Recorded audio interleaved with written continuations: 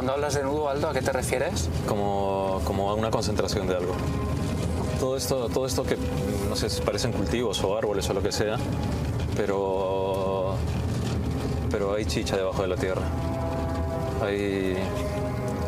Hay algo que tiene que ver con eso viejo que te digo, pero que realimenta otra cosa. Hay un punto, ¿no? Que igual me equivoco, ¿vale? Pero hay algo como un poquito espiritual, algo así. Hay una cosa ahí ¿Como que... de culto? Sí, sí, como de culto, pero viejo, ¿sabes? O sea, no rollo ermita, no, es mucho más viejo, mucho más viejo.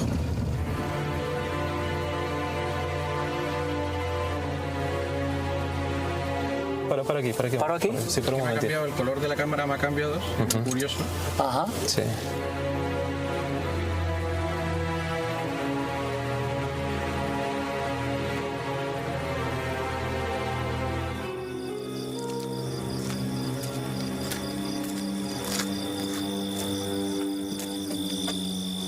O sea, es como mola, es como un museo viejo, ¿sabes? Mola. ¿Y por qué dices museo viejo? Pues porque todo esto sí, o sea, están los árboles y tal, pero debajo hay chicha y es algo muy viejo, muy antiguo. Y tengo mucho la sensación como como de compañía, pero no estoy viendo a nadie, ¿sabes? No veo a nadie. Lo que sí me da la sensación es como de...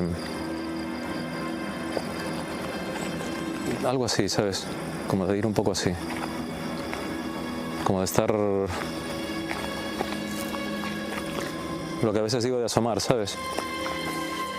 ¿Sabes? También un poco como el juego de la sombra, Javi, ¿sabes? Como de sombra moviéndose, pero estoy convencido que tiene que ver con... convencido. Con algo que hay debajo. Sí.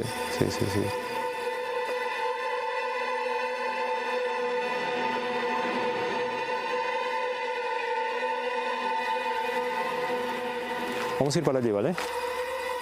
Vamos a ir para allí. Venga. ¿Vale? Sí. Vamos a ir para allí porque... ¿Volvemos al coche? Sí.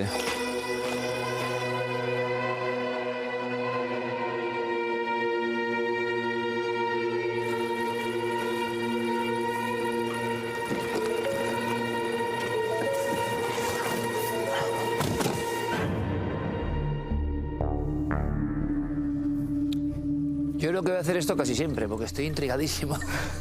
Estoy intrigadísimo, Aldo. Buenas noches. Buenas noches.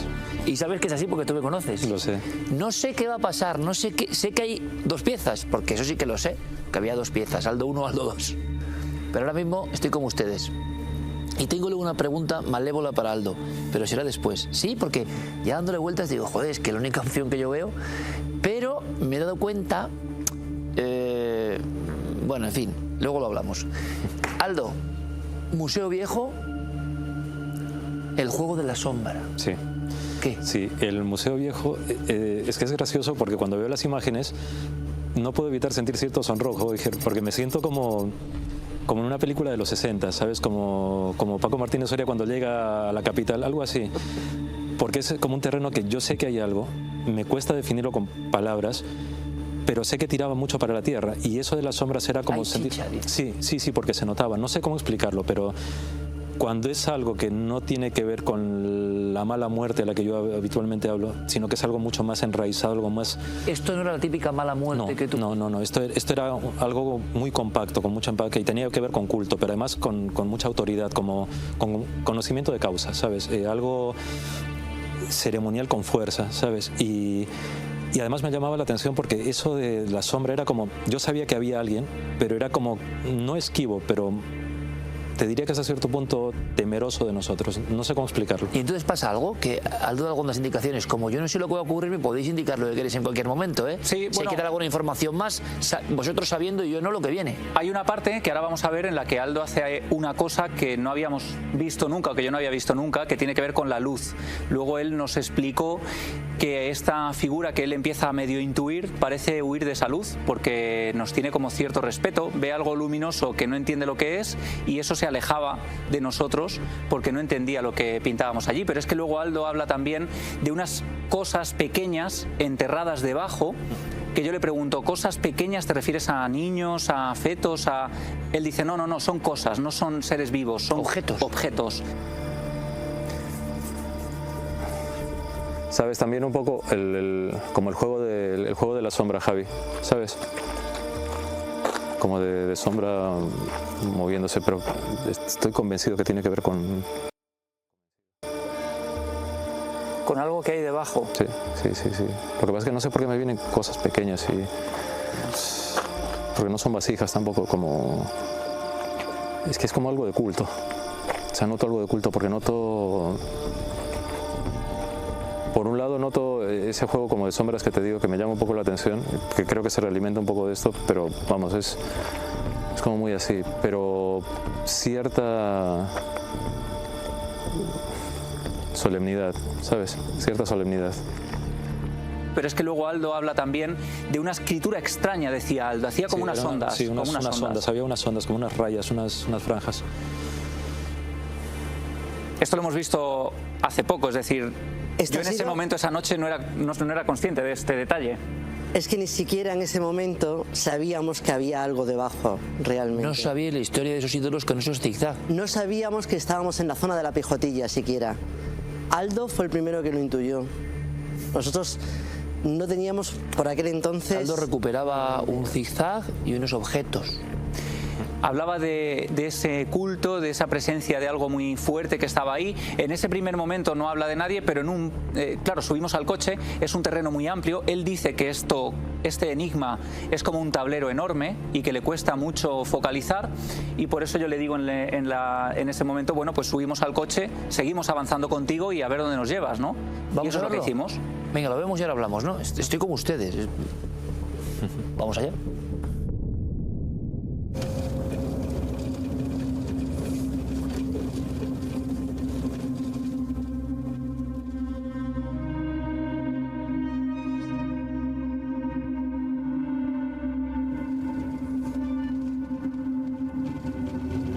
Aquí hay uno. Aquí hay. Sí.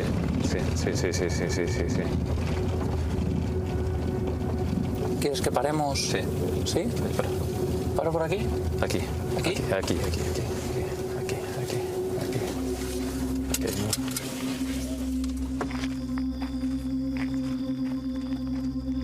¿Sabes que también lo que tiene? Es que lo que hay también es un poco el punto este de cruzarte con alguien, ¿sabes? ¿Y por qué esa sensación, Aldo? Cruzarte con alguien. Sí, porque voy y es como si viniese. Pero es algo como muy... es difuso, pero es como... Imagínate como si me cruzase contigo, luego giro y ya no estás. O que me saludes o me hagas así, pero ya no estás. ¿Podemos hacer un momento un experimento? Sí. ¿Podemos quitar la luz un momento? Vale, apagamos Un segundo. la linterna. Un segundo solamente. Vale.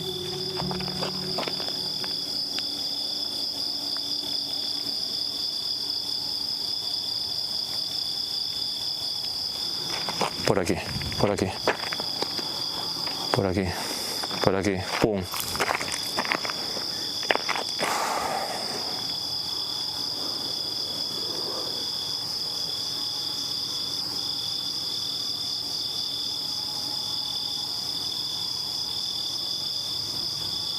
Sí, es como alguien... No es alguien contemporáneo, no es como nosotros, es algo más viejo.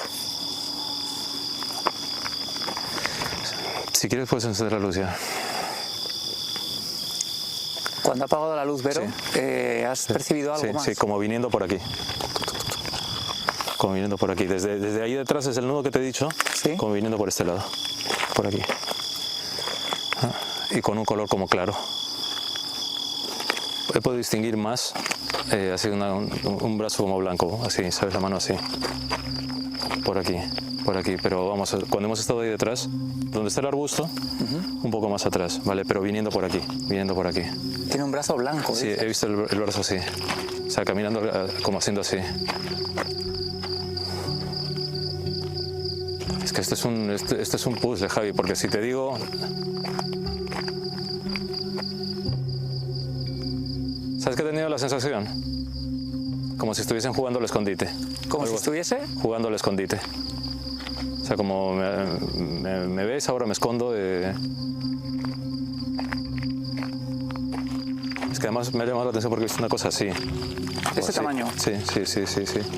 Y eso blanco era como largo, una manga larga. Por eso te digo, la mano ha sido así, y por esa parte. Pero es que aquí hay algo más, o sea, hay algo más.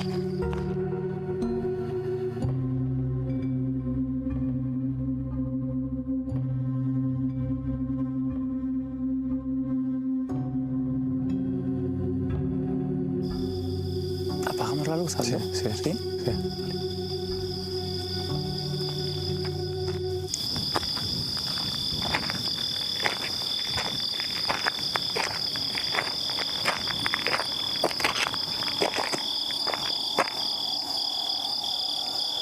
Hostia, tío, es que es un crío, ¿eh?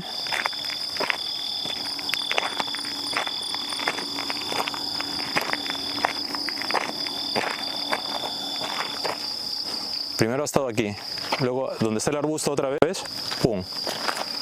¿Sabes? Es como ¿Qué si... has visto, Aldo? Así.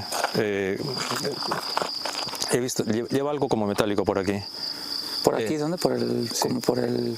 Por aquí, por esta parte. He visto algo, moverse algo metálico, ¿vale? Y está como si estuviese jugando, como si estuviese riéndose, porque es que ha estado aquí, cuando he venido me ha acelerado para aquí, se ha puesto por esta zona y luego se ha ido para allí, justo donde está el arbusto otra vez. Pero vamos, es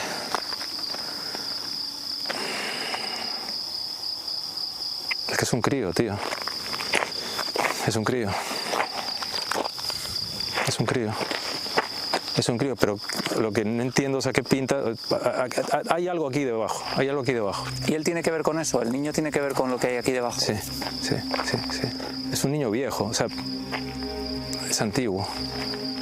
Pero ¿qué hace aquí? O sea, es que... Aquí tiene que haber algo. O sea, esto sí está bien, pero aquí hay algo, tío. Aquí hay algo.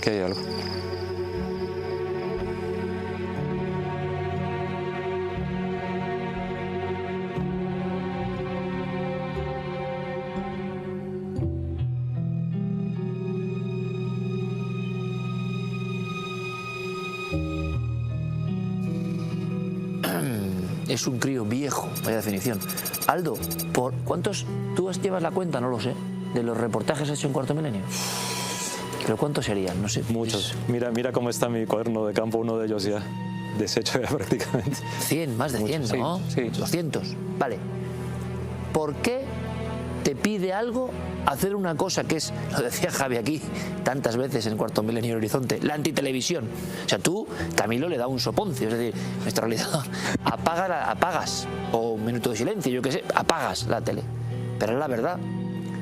¿Por qué?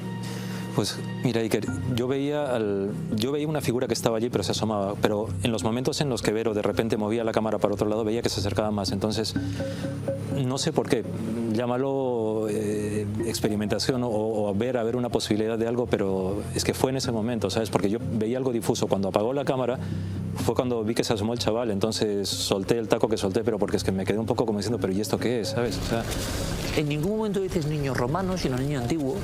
sí, porque era un niño... A ver si no va a ser un niño romano, sino más antiguo, pero la gente lo que ve es algo parecido a un niño romano, porque los niños en el Calcolítico pues se parecían bastante a como eran los niños romanos, ¿no? O sea, tampoco hay una gran diferencia. blanca, Claro, Era un blanco roto, era un blanco roto. Sí, y el pelo como despeinado y una cosa pequeñita, pues 10 años, 11 años y... La pregunta Injusto. malévola, aquí solo hay una opción ya a este nivel. Y nosotros ponemos la mano en el fuego por nuestro amigo Aldo, aunque no entendemos qué pasa. Yo por lo menos no entiendo qué pasa. Pero Ni yo, Iker, ni yo. claro, pero el asunto es, alguien puede decir, vale, Aldo, cuando llega al sitio, fíjate porque dices, vamos a ponernos en abogado del diablo total. Pues se documenta del sitio donde está, busca qué programa de Cuarto Milenio hubo, triangula y dice, bueno, pues puedo contar. Vale, yo le hubiera contado Niño Romano, pero bueno. El problema de esto, en este caso concreto, yo no recuerdo ahora muy bien, pero la testigo daba una descripción que es 3 arroyos, que no era... Pero lo más interesante es que Aldo se refiere a algo que no se cuenta nada de eso en el reportaje. Ni se hace alusión a eso tampoco. Ni a ídolos, ni a escrituras así. Y a esto, Iker. La historia de Aldo Es que yo he llegado, porque yo sé que él no sabe nada, porque lo llevamos a sitios en los que él no sabe. Yo lo sé que él no lo sabe. O sea, a mí, Y yo también lo sé, pero claro, es tú y que yo no me lo puedo sabemos. entender. Pero yo lo veo hacer eso y a mí también me cuesta Claro. entenderlo. Entonces yo he llegado a pensar que lo mismo nos lee la mente sin saberlo. Pero claro, cuando te plantas... Ojo, ¿eh? Si fuese eso, Cuidado, Iker, sí, sí. estaría ya para Pero la claro, conspiración. Bueno, pero en que no está cúpulas. mal tampoco, es decir, la capacidad de que te llegue un montón de información extrasensorial. Sí, no lo a lo sé. mejor sin saberlo. Pero bueno, si fuese imágenes. así, hubiese podido captar lo de el niño que se cruza, que a mí me dejó cuando dijo que se cruzaba alguien, me dejó, o que era un niño, que ya bueno, cuando dijo que era un niño, pero él no podía saber. Las veces que ha dicho aquí hay algo muy antiguo, es esto, es la tierra, está aquí, es lo que está aquí, son estos círculos que se ven desde el cielo, que él no podía ver, que yo no sabía, que Javier no sabía, que ninguno sabíamos, y que rodean toda la zona y que son poblados calcolíticos, y que aquí Claro. también aparecieron La ídolos. forma típica del pueblo calcolítico. Que están enterrados. Y que en están todo el sur de enterrados. España, sobre todo. Y que a nivel Nazca tú solo puedes elevarte de alguna manera y verlo con la fotografía satelital o de la aviación. Es más, aquí lo llevamos de noche a Aldo por curiosidad, porque habíamos visto esto desde el cielo, él no sabía dónde íbamos, lo llevamos aquí, llegamos hasta aquí y enseguida Iker, te lo prometo, dijo, aquí hay algo sagrado, algo circular, hay una puerta ahí, había otra puerta ahí, otra ahí, y está orientado a la luna y al sol.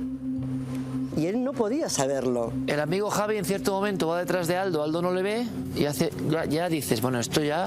Es que no me cabía en la cabeza, era imposible. Yo, fíjate, he pensado mucho después en nuestro amigo Nicolás Rodríguez, analista de datos. Sí. Yo le decía, sería muy interesante que Nicolás un día nos hiciera una estadística de cuál es la probabilidad puramente matemática de que Aldo dé en el clavo de esta forma, que diga un haremos, hombre, lo una haremos. mujer, un niño, niña, persona de mediana Un edad. grupo de personas, Claro. dama blanca... Es que yo creo que estadísticamente es alucinante, y dentro de las posibilidades que había ahí, de todas las cosas que podría decir, porque es un camino de tierra en medio de la noche, y además, anda que no hemos hecho reportajes en Badajoz, en Almendralejo, en todo ese entorno. Es decir, si aún Aldo hubiera visto los reportajes Te del entiendo, alrededor que hemos te hecho, entiendo, sí. tendría que elegir exactamente ese, ¿no?, para dar en el clavo.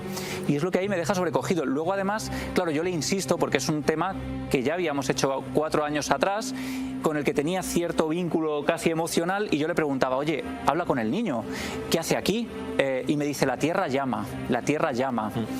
Y claro, la pregunta es, ¿pero tú estás hablando con él, le estás escuchando? Y decía, sí, pero habla en otro idioma, no le entiendo.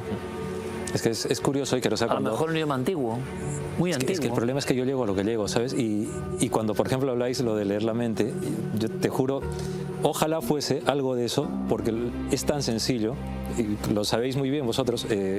Yo estoy súper nervioso antes de los reportajes, en el coche voy Lo sabemos. acelerado, entonces, y Laura, mi pareja, pues la acribillo con llamadas la noche anterior diciéndole que no sé qué voy a hacer, no sé si puedo aportar algo, porque claro, ellos están haciendo el trabajo que hacen. Y yo soy el loco que llega y dice que ve cosas, entonces, pero es tan sencillo Pero como que... ojo mis lo que nervios acaba de son lo que decir son. Israel, que no sé si le he dicho antes a alguien en este programa. No lo sé, igual hemos especulado alguna vez con eso, yo no recuerdo. Dice Israel, y si está leyendo la mente inconscientemente del grupo y se están volcando ahí imágenes que nosotros sí conocemos, y esta sensibilidad no sirve solo para la tierra y lo antiguo y lo que está ahí presente, sino que X y la coordenada va también a la capacidad de leer unos pensamientos que son muy intensos en la noche, ¿no? Claro, pero es que ahí estamos nosotros pensando todavía en el niño romano. No Ya. habíamos descubierto nada del Ya. calcolítico. Y él decía, no, es más antiguo. Más antiguo. Es más antiguo y es toda esta tierra. ¿Sabéis lo que os digo? Y más en este país, con muchísimo menos se hace una película. Con muchísimo menos. Pero aquí somos unos entusiastas y hacemos películas todos los domingos. Lo que pasa es que son de verdad. Donaldo Linares, hasta la próxima, compañero. Hasta la próxima, gracias. Extraordinario. Mil gracias, Israel.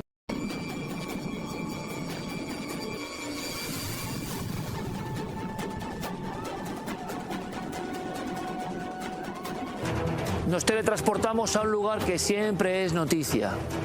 milenios contemplan estas piedras, pero repito, siempre es noticia. Carmen, buenas noches. Hola Iker, buenas noches. Y a veces noticia no muy bien contada, porque la gente se ha estado liando mucho diciendo que se había encontrado, que los chinos habían encontrado un gran plasma, que la pirámide era especial por Una eso, burbuja de porque plasma encima sobre el tenía... piramidión. Sí, pero no es que la pirámide emita esa burbuja de plasma. A ver, hay un nuevo superradar que ha creado China, que se llama LARIT, es un radar ionosférico de largo alcance y baja latitud. ¿Qué es esto? Bueno, por la forma de la Tierra, la forma redondeada, hay un momento dado en el que los radares no cogen lo que hay debajo de la ionosfera. Entonces, este logra captar eso. ¿Qué es lo que ha captado? Que por eso ha llamado tanto la atención. Pues ha captado un fenómeno meteorológico que es ese plasma de burbujas. Es lo que se llama, es un fenómeno, mira, es raro. Burbujas de plasma. Es raro porque se da en áreas de baja latitud y por una pérdida repentina de partículas cargadas en la ionosfera. Vale. Y una capa de la atmósfera superior de la Tierra. Vale. Un fenómeno súper extraño. Oye, está en Giza encima. Está Pues, por hombre, la zona de Giza. Entiendo que y sea ahora, pero es que he podido estar 100.000 veces por la zona Ya. de Giza y encima de las pirámides. Lo que pasa que ahora sí que hay un radar que lo capta y antes no. ¿Y por qué está por Simplemente encima de las eso. pirámides?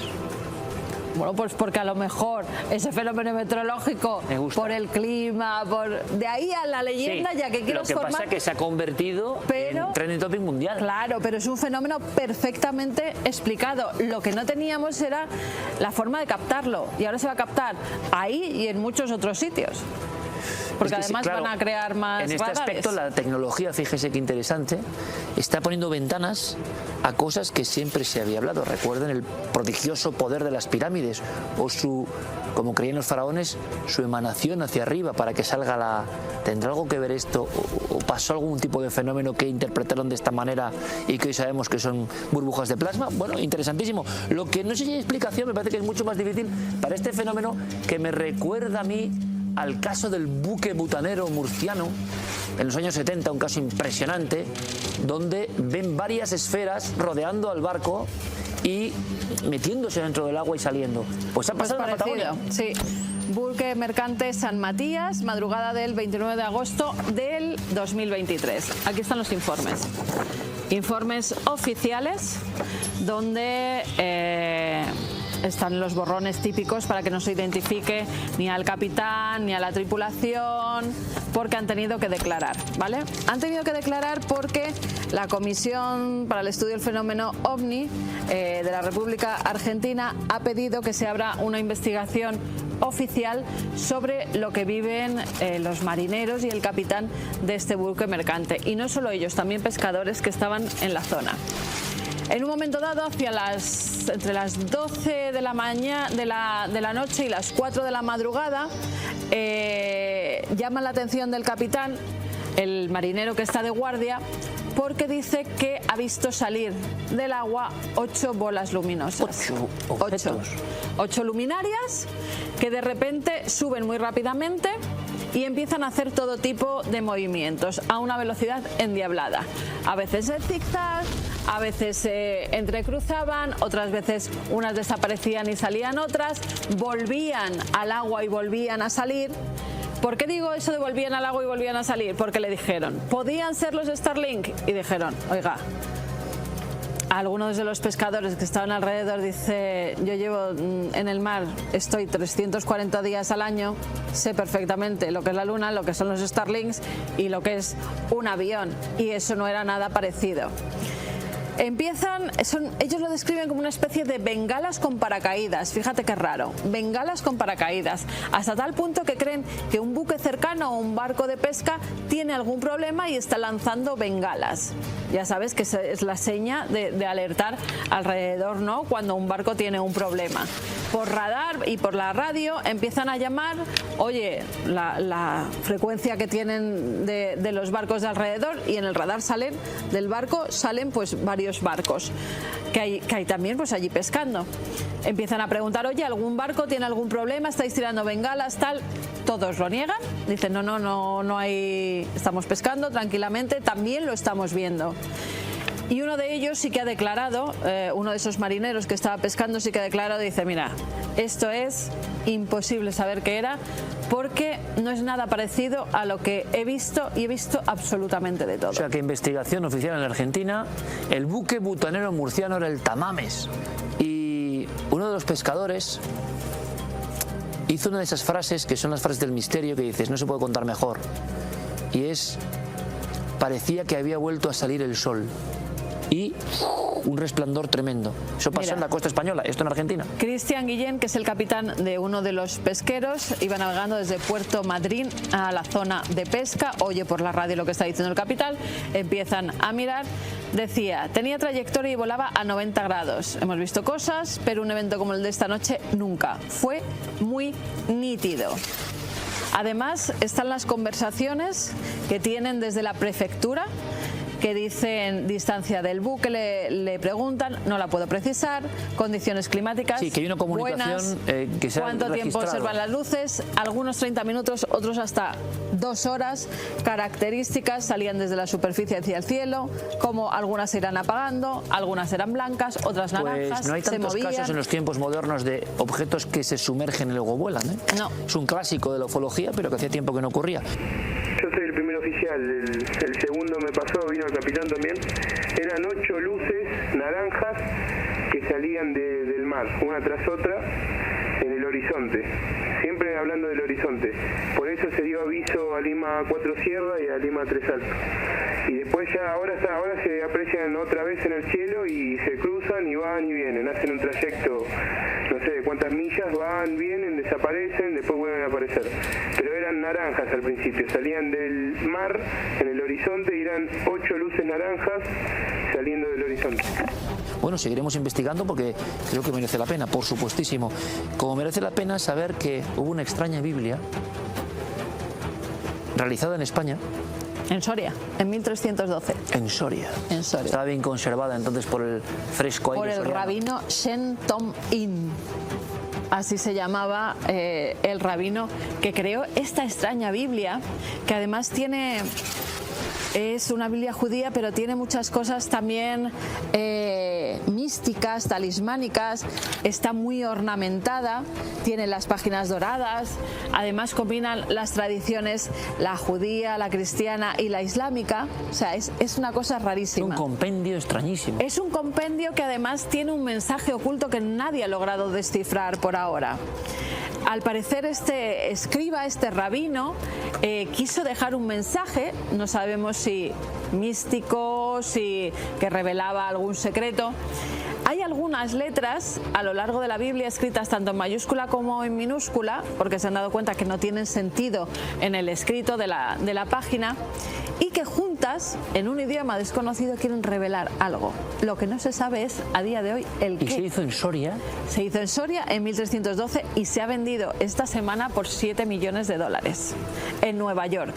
Es más, la ha comprado un particular. Porque ahí saben que vale.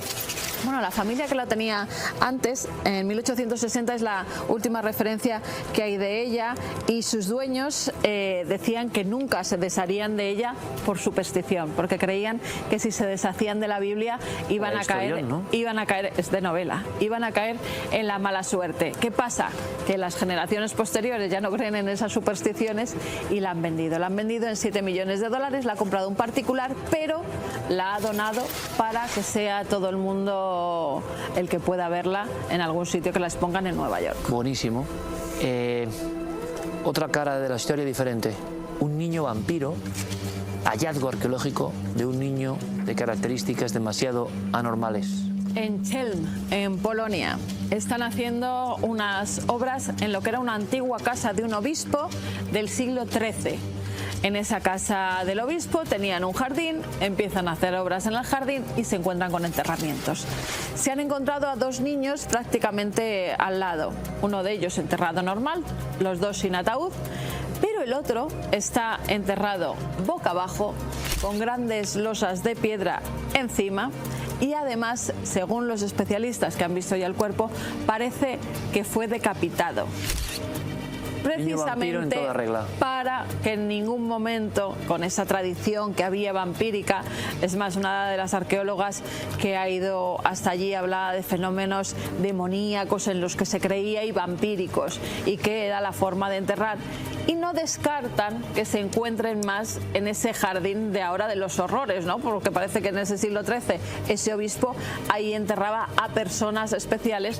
Como este niño al que creían un vampiro. Bueno, ¿Te acuerdas que encontraron hace poco también un niño con un candado? Y también, pues, también en la zona la mujer con la hoz, ¿eh? Yo he cogido es toda el móvil, la misma zona. que cómo graban los móviles hoy en día, claro, es increíble. He cogido el móvil, me he ido para allí donde el compañero Medina, he descubierto lo que el ojo no ve, es decir, detrás de esa pantalla que tienen ahí está el hombre de mimbre. Pero es que al otro lado, bueno, pues hay algo que viene enseguida, algo que es una máquina prodigiosa. Biblia descifrada, alucinante. Pero es que este plató en sí es un universo que se ha convertido en un museo único en el mundo, es la verdad. Bueno, único en el mundo quizá no tanto, porque hay otro en Londres muy famoso. Sí, además de London Dungeon es pues una especie de museo donde recogen todas las cosas extrañas, e incluso hay gente que les deja cosas que creen que están encantadas, se las dejan en la puerta anónimamente y ellos recogen absolutamente todo. Han cumplido 50 años y sacan ahora de su archivo las cosas más encantadas, más extrañas que hayamos podido ver. Hay casualidades que siempre nos rodean. Yo sabía que venía un científico que se ha atrevido a estudiar el campo del exorcismo. Lo que viene a continuación me parece algo excepcional, sinceramente, para todos ustedes, aunque sé que impresiona, lo sé muy bien. Y que muchas veces cuando hablamos de este asunto, la gente huye casi a mansalva, como si hubiera algo latiendo que todavía nos impacta. Cuando ya parece que casi nada nos impacta, pues algo ahí bulle.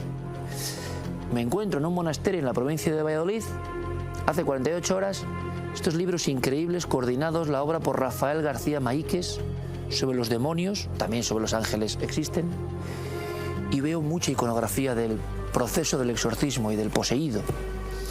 Y claro, combinen esto, el puro medievo, 1120, 1240, 1400, Siena, Colonia, Cataluña, bien. Combinen esto con trabajos, papers científicos, donde se nos cuenta, por ejemplo, revisión interdisciplinaria de la posesión diabólica entre 1890 y 2023. Un compendio de casos científicos. ¿Cómo es esto? Evidencia de fenotipos y marcadores diagnósticos y disociación del síndrome de posesión en publicaciones del máximo nivel internacional científico. Entonces aquí hay dos conjunciones. Tiene que haber una persona que haya hecho esta triangulación increíble y esta persona está aquí con nosotros y no sabes cuánto se lo agradezco. Alex Escolà Gascón, psicólogo, estadístico, doctor en ciencias de la medición, profesor de metodología de la Universidad Pontificia de Comillas, más de 40 de estos trabajos, de estas publicaciones. Es un poco de película también. Alex, bienvenido, buenas noches. Buenas noches. ¿Cómo es posible que un científico de este país esté trabajando, yo no sé si en un área tabú como esta? Es un área con mucho estigma, efectivamente. Y es un estigma que proviene tanto por la parte cultural, social, por todo lo que arrastramos, como también por la parte académica, porque no es lo habitual que en la academia pues haya un interés hacia estas cuestiones que vamos, inciden directamente en las creencias, en la identidad de las personas y claro, desafían los límites de la ciencia. Alex, tú has tenido que pedir ciertos permisos y además celebro que los hayan concedido hasta el último momento. Como científico, representante de una institución importantísima en este país también, de alguna manera, en tus trabajos, para estar aquí en Cuarto Milenio. Bueno, cuando uno trabaja y uno ejerce, digamos, actividades en pro del bienestar de los demás, en pro, pues bueno, de la persona, y hay un equipo y hay compañeros que nos acompañan, pues lógicamente, aunque sea por cortesía, pues uno tiene que consultar, uno tiene que preguntar si esto pues puede darse así, es posible, y si se me autorizaría que divulgara, ¿no?, mis trabajos en este espacio como el que ofrecéis aquí, que creo que es de amplio alcance. Entonces, pues en principio no ha habido ningún problema. Bien. ¿Y ha habido algún problema con el fenómeno del exorcismo? Es decir, ¿hay alguna sorpresa para el metódico investigador que eres tú cuando se enfrenta a algo que a lo mejor con esta perspectiva podemos pensar que son solamente enfermedades de tipo psiquiátrico? Bueno, vamos a ver, la experiencia humana como objeto de estudio en sí misma ya es un desafío. ¿Por qué? Porque las experiencias son únicas. Es decir, las experiencias sensoriales que uno percibe en cada momento, eso es indivisible de la persona, no se puede separar.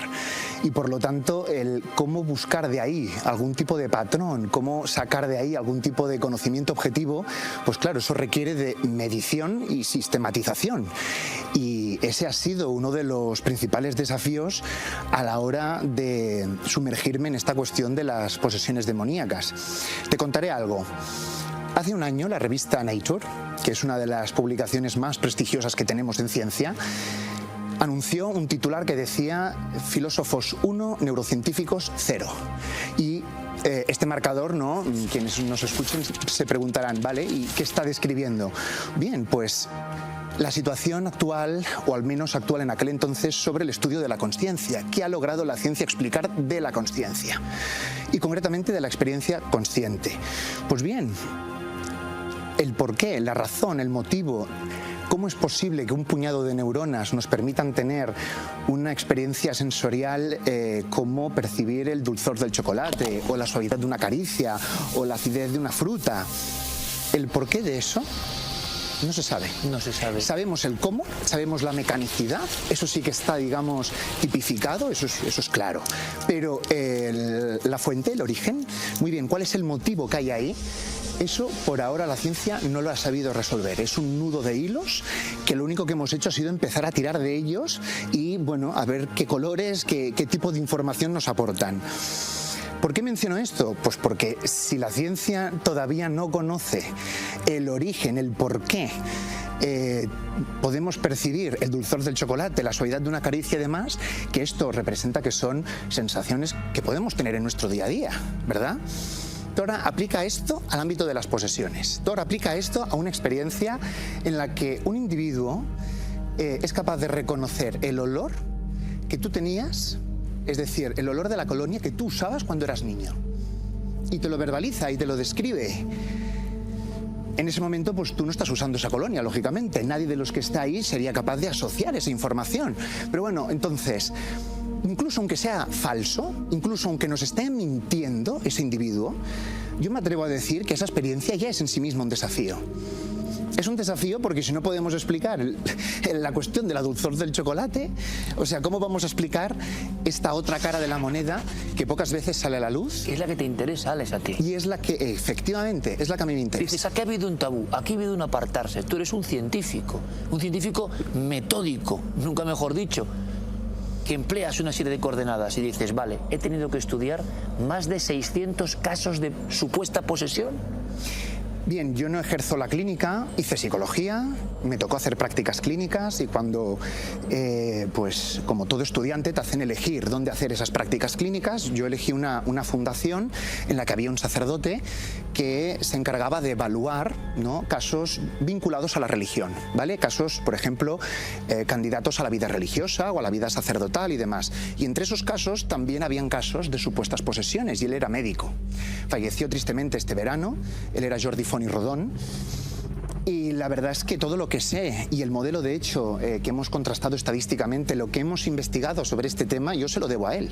Se lo Es debo... un poco tu mentor en esta historia, ¿no? Bueno, yo me formé con él, sí, efectivamente, yo me formé con él. ¿Y él vio exorcismos? ¿Y creía que había un margen inexplicable, quizá?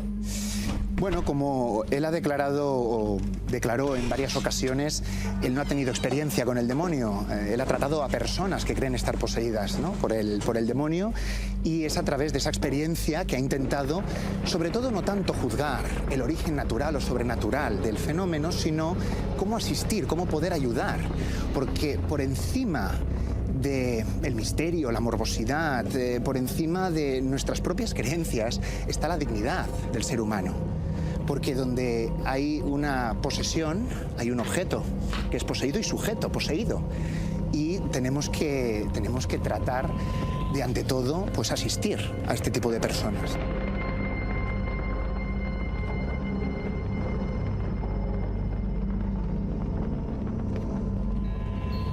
Yo creo, Alex, que esto nunca ha ocurrido, que yo sepa, y estamos un poco interesados en el asunto. Hay momentos donde incluso tú, dentro de estos trabajos, que es proceloso y están viendo la documentación científica, repito, fíjense, es un momento importante. Posesiones centrales, posesiones periféricas, posesiones de conversión, o sea, una catalogación concreta. ¿Cómo se llega a esto, Alex? ¿Cómo se llega a esta división estadística? Posesiones de exaltación. Puede que esto tengamos que tocarlo en varios programas, pero... Puede ser. ¿Nos puedes decir qué significa? Porque, claro, la inmensa mayoría de personas que te están viendo, me incluyo, decimos, bueno, la posesión, unos fenómenos extraños, una serie de cuestiones. Muchas veces creemos con la visión científica de hoy que tienen que ver con la esquizofrenia, luego veremos lo que dice Alex, que es interesantísimo. Pero llegar a hacer diferentes grupos de posesiones, ¿por qué y qué son? ¿Qué significan? El estudio científico de la experiencia de la posesión no se puede disociar, no se puede separar del estudio de los sistemas culturales, es decir, de la cultura que define nuestra convivencia, que define nuestro también modelo educativo, nuestros principios, valores, y que luego cada cual los va internalizando, los va haciendo propios. Entonces, desde esta perspectiva cultural, habrían dos grandes grupos, y esto es una clasificación antropológica. Por un lado estarían esas posesiones periféricas, que serían unas posesiones estudiadas desde un prisma occidentalista, y son posesiones en las que encontraríamos el sufrimiento y por lo tanto estados de enfermedad, y es la visión médica o más medicalizada de las posesiones. Podría mencionar, y voy a ser muy generalista, pero bueno, como has dicho, quizás tengamos otras ocasiones. Seguro. Hay tres rasgos que definen este sufrimiento o este estado de enfermedad en las posesiones periféricas, que es la pérdida de la identidad.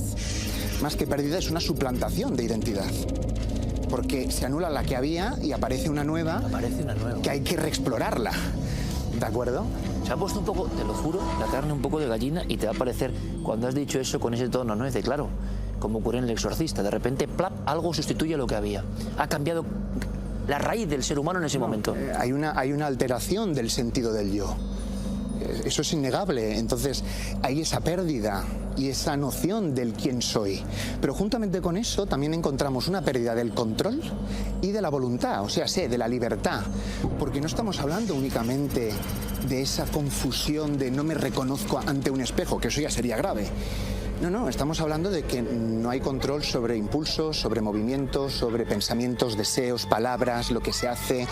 Hay una disociación casi total entre lo que viene siendo esa identidad de la persona saludable, sana, y la nueva entidad que, como digo, a priori es desconocida y va caracterizando, ¿no? Va poniendo de manifiesto algo distinto a lo que había, ¿no? Estos serían las posesiones periféricas, ¿de acuerdo? Lógicamente, el sufrimiento gira en torno a estos tres puntos. Es decir, el paciente que está pidiendo, pues quiero recuperar el control, quiere recuperar quién soy yo, mi sentido, ¿no? De quién soy, y por lo tanto un equilibrio de vida. Esto por la parte de las posesiones periféricas. Nos vamos a las posesiones centrales. Claro, si bien las periféricas se conciben como algo negativo, es decir, es algo negativo que hay que, digamos, expulsar, hay que liberar al individuo. Curar, como sea. Curar, efectivamente. En las otras, en las posesiones centrales, el poseído está cumpliendo una función social. Y por lo tanto se denominan centrales porque el poseído y los mensajes que comunica ese poseído, o supuestamente poseído, digamos que organizan la estructura comunitaria y social de la gente. ¿Qué caso podría equivaler a eso? Bueno, por ejemplo, tenemos casos muy excepcionales, esto no es lo habitual, la gente lo tiene que saber, ¿vale? En el mundo occidental, posesiones centrales no conocemos o no tenemos una tipificación sobre ellas, pero, por ejemplo, en tribus aborígenes, tribus muy primitivas, aisladas de todo contacto humano con la civilización más moderna, ahí sí que encontraríamos esta figura del poseído no como el atacado por algo negativo, sino como el que hace o ejerce una función de oráculo. Es decir, de una guía. especie de chamán también. Exacto. El chamán que viaja a la otra edad. Aquí habría que diferenciar, porque cuando hablamos de chamanes es inevitable asociarlo a través de los estados de trance. Sí. ¿De acuerdo? Aquí no hay trance. No necesariamente. Es decir, no necesariamente porque se le atribuye a ese individuo poseído la habilidad de acceder a una información que los seres humanos en este plano físico real, digamos limitado materialmente hablando, pues no accederíamos, y es esa información la que antropológicamente, en clave, insisto, cultural, se utilizaría por parte de esa comunidad para crecer, aprender. El poseído tiene una información que el resto de los humanos de su comunidad no tiene y de alguna forma a través de esa voz rige los designios de esa comunidad. Por ejemplo. Entonces hay distintas, digamos, manifestaciones en esas posesiones. No se ve como algo negativo este tipo de posesiones. No se ve como algo negativo, sino ni de al contrario. Como algo de elegido. No, es una gracia. Exacto. Si se me permite la expresión, ¿no? Pero claro, estamos empleando, insisto, y aquí, para comprender esto, nos tenemos que alejar de nuestra cultura occidental, de nuestra, digamos, tradición abrahámica, ¿no? En cuanto a religión, y ponernos en sistemas de creencias que son completamente distintos a los que conocemos aquí, que no tienen nada que ver. Claro. ¿Son humanos? Sí. ¿Comparten valores que son universales? Sí, porque también abordan la cuestión de qué es la muerte. ¿Y qué hay después de la muerte, por ejemplo? ¿No? Que eso en Occidente también nos hemos ocupado, como hemos podido, pero nos hemos ocupado.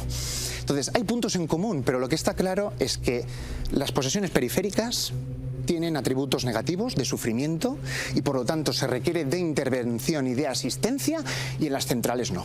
Perfecto. Entonces, esta es una división que hizo Lewis en su momento y es una división antropológica. Podría dar muchos detalles, pero creo que con este resumen... Estamos aprendiendo, y contigo, con el científico que se ha metido en esto, y es un orgullo que alguien en nuestro país se meta en esto de verdad y sea publicado a nivel científico de verdad, y oye, cosas que yo creo que no se han oído.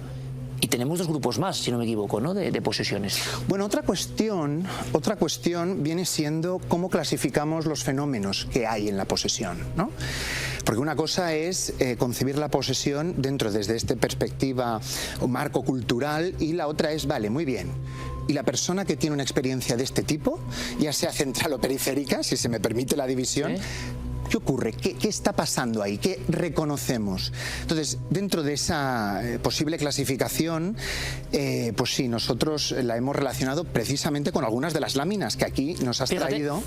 Bueno, explica lo que tú quieras, Alex. Precisamente son ilustraciones que vienen a Y aquí tenemos las fotografías de Charcot, que siguen siendo impresionante. 100 años después, 150 años casi después, siguen poniendo la carne de gallina, ¿eh? Dentro de esta línea, de la línea, digamos, dinámica, de la psicología dinámica, tenemos que concebir o concebiríamos las posesiones como crisis, estados de crisis, episodios de crisis, ¿vale?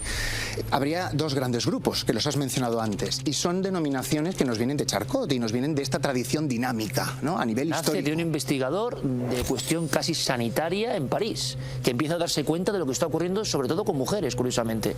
Charcot al principio. Él trabajó con la histeria sufrida principalmente en mujeres, aunque también tuvo otro tipo de pacientes. Y lógicamente él hablaba de dos tipos de crisis, de las crisis de conversión y crisis de exaltación. En las crisis de conversión, lo que sucede ahí es una transformación. Vamos de un problema psíquico, de un problema mental, psicológico, a la manifestación corporal y física de ese problema.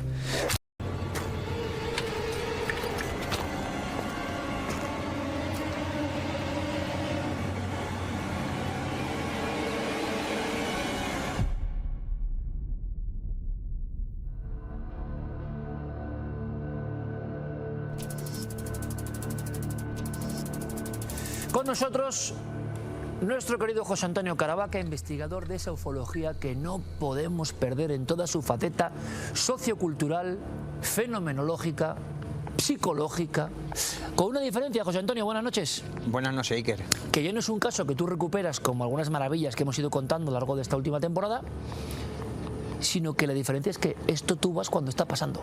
Sí, y además que vamos a poner en el mapa del misterio en España un nuevo lugar donde cualquier aficionado a estas temáticas puede ir con la intención de ver luces.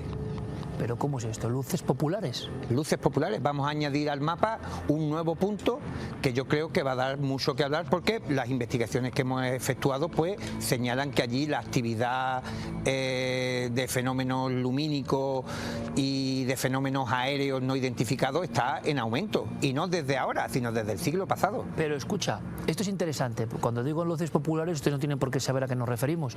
Has obviado la palabra ovni, fenómenos luminosos extraños que persiguen a gente, que se cruzan en los caminos, que... Sí, aunque hay algunos estudiosos que parecen querer introducirlo dentro del amplio universo de los no identificados, de los platillos volantes, pero las luces populares tienen sus propias reglas. Aquí hablamos sobre todo de luminarias, de resplandores, de una serie de, sobre todo, de avistamientos de resplandores y luces que apuntarían a quizás algo relacionado con sitios de poder, con líneas telúricas, con antiguas construcciones, con megalitos, y aquí hay mucho de lo que hablar. A ti alguien te da un chivotazo y te dice: José Antonio, tienes que ver lo que pasa aquí, ¿no? Sí, sí, hay un investigador local, José Manuel, que me llama porque tiene el testimonio de un matrimonio que está viviendo, que está experimentando una serie de fenómenos en su finca, y esto ha sido la puerta de inicio para descubrir algo que nos ha dejado a todo el equipo de Cuarto Milenio un poco estupefacto. Te coges la mochila, te coges las cámaras. ¿Vamos contigo? Vamos. Vamos.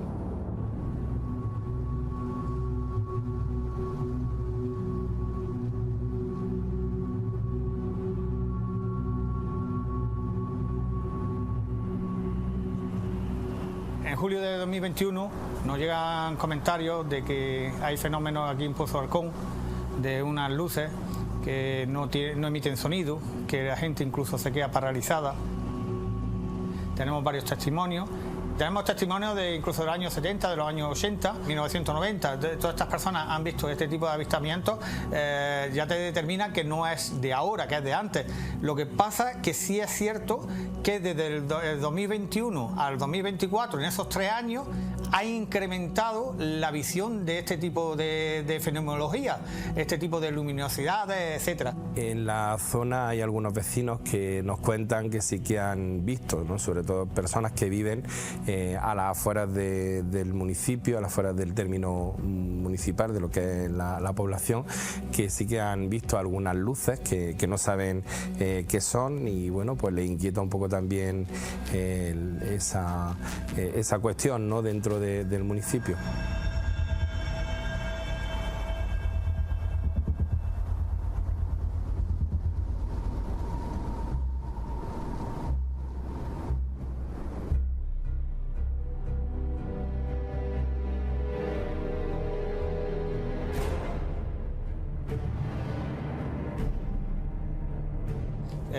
El tipo de color casi todos coinciden que es blanco, o sea, son todas luces blancas, no hay ninguno que no haya hablado de otro tipo de color, y todos coinciden que no hace ruido, que no hay un ruido como si fuera un avión o fuera cualquier otra cosa, un tipo de luz, y que todos coinciden en lo mismo que llega se desvanece sin saber, o sea, que es como si se evaporara ese tipo de luz.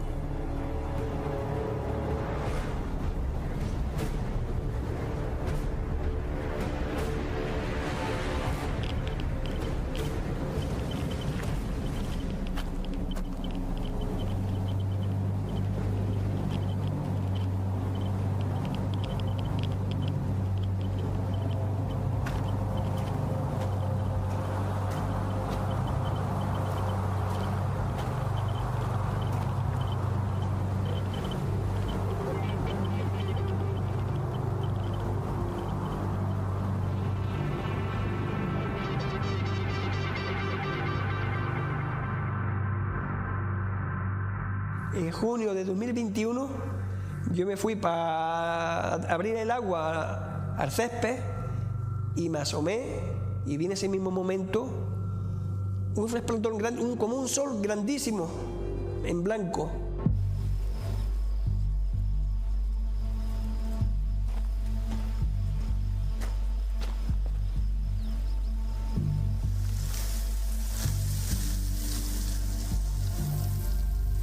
Salía como del suelo, apegaba al suelo, contra la valle de la piscina y el césped. Y de ancho tendría por lo menos otros 7 o 8 metros, o más o menos, porque era como una bola gigante, grandísima. Una iluminación, sorprendentemente me quedé, vamos, en blanco, una cosa que ni me la esperaba. Yo estaba a 10 metros de la luz. Me pilló, vamos, de frente, directo. Yo quería andar y no podía. Entonces eso me quedé todo paralizado. Digo, bueno, ¿qué está pasando aquí?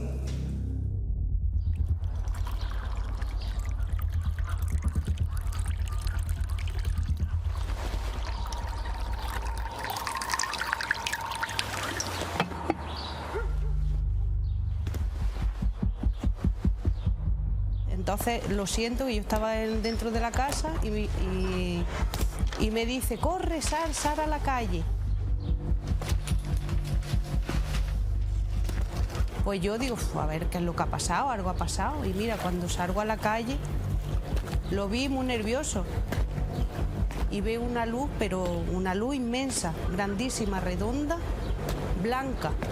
La veo que transpone, la veo transponer.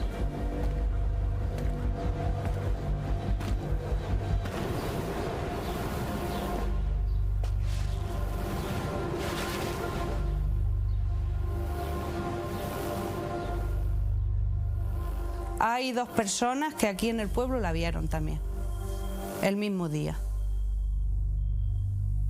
Con las mismas características, todo igual. Hay varias personas, sí.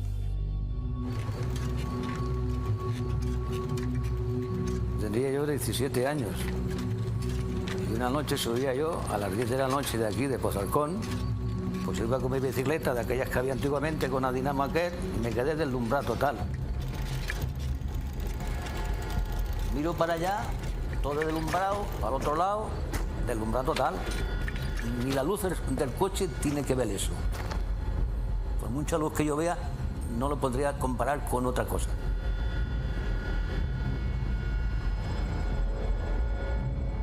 Y yo me dio tanto miedo que ya ni me subí a la bicicleta. Y cuando llevaba aproximadamente 50 metros, miro así un poquito, pero aún estaba la luz todavía. No sé lo que estaría, pero yo lo vi de 10 o un cuarto de hora. Yo aquello me quedó de toda la vida. Como si me hubiese pasado ayer mismo. Igual, lo tengo ahí. Eso sí que no me lo va a quitar nadie.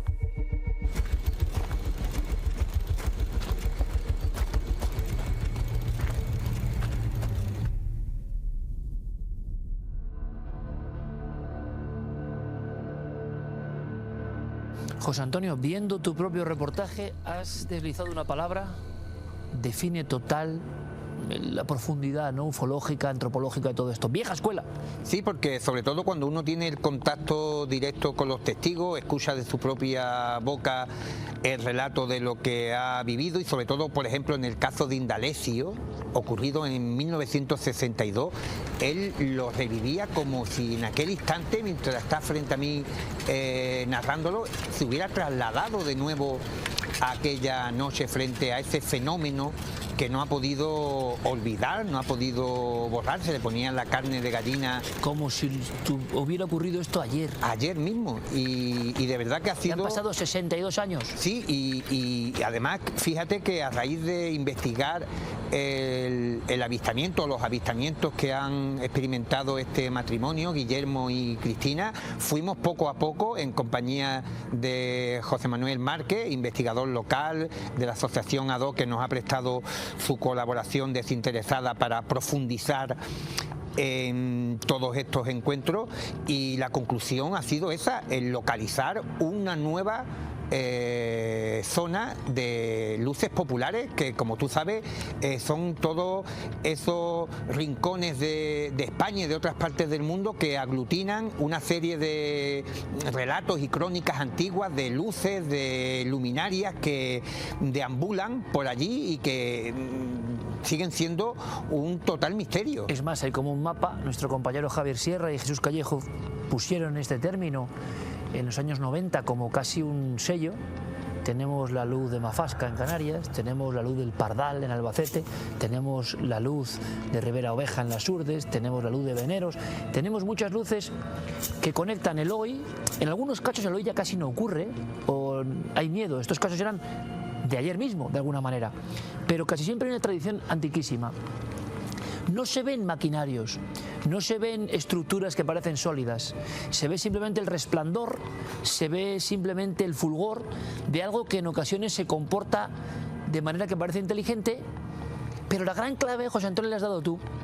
Cuando una persona, da igual el tiempo transcurrido, se ha enfrentado a esta experiencia, algo debe pasar entre el cerebro y esa experiencia, porque se almacena en un lugar donde está todo lo importante y revivible, porque sería el análisis de la mayoría de casos de este tipo, que da igual lo que te haya pasado en la vida, que de hecho no lo olvidas, y cuando lo cuentas ante alguien que cree en tu testimonio y que tiene un respeto, el testigo pierde un poco la noción del espacio-tiempo, y eso me ha pasado cientos de veces como a ti, y está reviviendo, no está contando. Sí, sí, y fíjate que habrán pasado años para que él pudiera tener algún tipo de experiencia vital con la que comparar aquella enorme luz que lo iluminó en plena noche, en un lugar recóndito donde no había ni cableado eléctrico, ni había prácticamente una carretera por la que pudieran circular los coches con facilidad, y él con su bicicleta pues es sorprendido por esa luminaria que hizo que prácticamente a las 10 de la noche pues pareciera que había amanecido, y le entró también un miedo que él se bajó de la bicicleta, y fíjate que me comentaba que lo lógico hubiera sido que él hubiera seguido pedaleando rápidamente, huyendo, para salir de la iluminación donde él se encontraba, y sin embargo le temblaba el cuerpo, estaba atemorizado, siguió andando acompañando a la bicicleta, y cuando ya estaba a punto de dar una curva,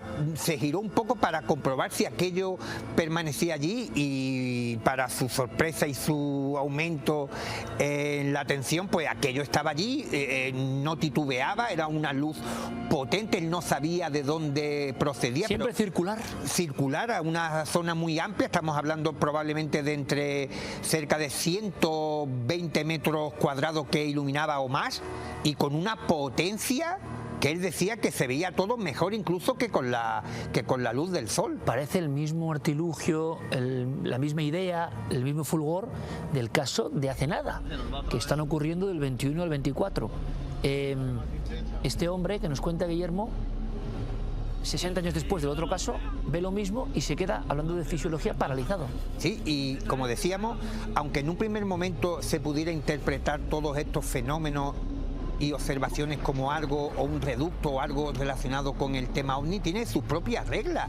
La luz que ve Guillermo emana del suelo, está surgiendo del interior de la Tierra. Hablamos de una luminaria sale de dentro del suelo. De un tamaño considerable, 7 metros. Él decía que era como una caza que estaba surgiendo de las entrañas de la Tierra, completamente luminoso.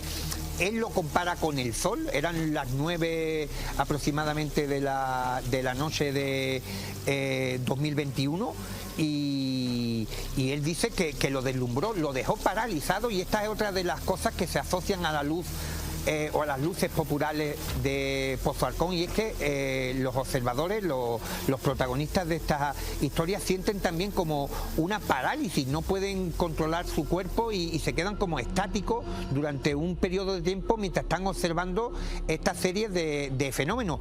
Y algunos podrían pensar de que Guillermo a lo mejor fue presa de algún tipo de alucinación, pero es que estamos hablando, y este fue un dato que sorprendió a nuestro experto, a Rafa Balaguer, y es que su mujer ve ya la esfera partiendo hacia el cielo, y un familiar de Guillermo a varios kilómetros de distancia ya la ve volando en el cielo. Por tanto, son 3 testimonios de una de estas luces, y esto pocas veces, José Antonio, he oído yo el testimonio de algo que emana del suelo de esta manera, ¿eh?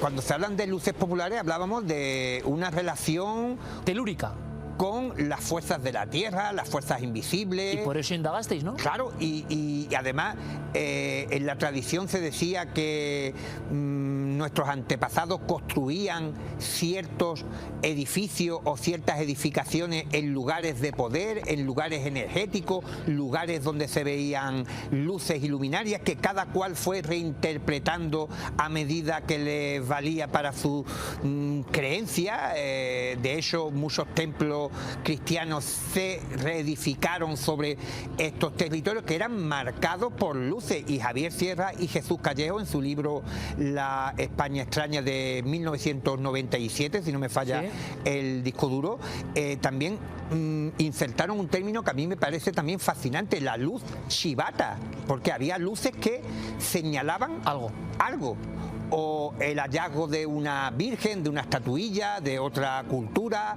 o de un megalito, o de cualquier otro tipo de edificación, y por eso introducen esta palabra, este término, la luz chivata, porque parece ser que las luces populares tienen, como digo, su propia idiosincrasia, su propio lenguaje, su propio código, que se intenta expresar mediante estos fenómenos lumínicos que para nada se asocian a maquinario, ni a platillos volantes, ni a entidades, aunque también vamos a hablar también de un episodio de luces populares que pasa en Pozo Alcón y que se ve una extraña entidad, pero no en el contexto que se suele hablar dentro del fenómeno ovni. La semana pasada, José Antonio, metíamos una filmación grabada directamente, que esto es interesante, que no suele ocurrir en Colombia. Allí le llaman la candileja, y la sensación es aproximarlo más a lo antropológico, a la creencia en lo sobrenatural, más que al tema, entre comillas, entiéndeme, sideral. Bueno, pero para eso estaba allí, y tienes un mapa con un triángulo que no sé qué significa, Rafa Balaguer, porque precisamente con método puramente científico quería ver si había algún tipo de anomalía. Pues fíjate, Iker, además es de las pocas veces que he podido ir a investigar un caso ovni con equipamiento científico para de alguna manera comprobar si hay algún tipo de anomalía que se pueda registrar mediante diferentes aparataje técnico, y estuvimos midiendo el campo magnético de la Tierra, y Rafa Balaguer me llamó emocionado porque en el punto exacto donde Guillermo vio emerger esa esfera de luz era el punto de menor radiación electromagnética de toda la región, de toda la finca, y estamos hablando de 10.000 metros cuadrados. Decía que era prácticamente imposible adjudicarlo a la casualidad que este hombre hubiera dicho un punto al azar y que fuera el que medido técnicamente pues diera como el punto más bajo de radiación electromagnética. Normalmente estamos hablando que el campo magnético de la Tierra oscila entre los 20.000 y 25.000 nanoteslas, y en aquel punto concreto nos vamos a 19.866. Por debajo del umbral. Por debajo del umbral.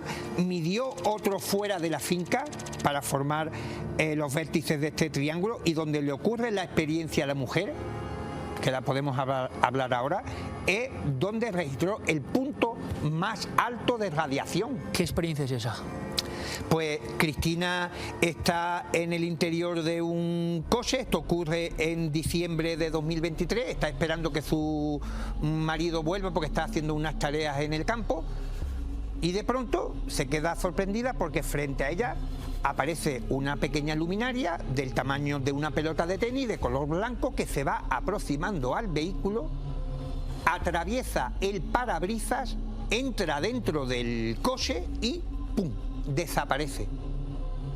Y cuando van a medir esta zona, ella le dice el lugar exacto, y ahí es donde mide el punto más alto de radiación de todos los que mide Rafa Balaguer. El más alto y el más bajo son los dos casos principales de conexión de esta luz con la Tierra. Sí, en esta propiedad, en esta enorme finca que tienen el matrimonio, que ellos han vivido más experiencias relacionadas con luminarias, pero las dos más potentes, y quizás valga este término, pues ocurren en zonas de anomalía. ¿Y explica algo Balaguer? Es decir, bueno, ahí está.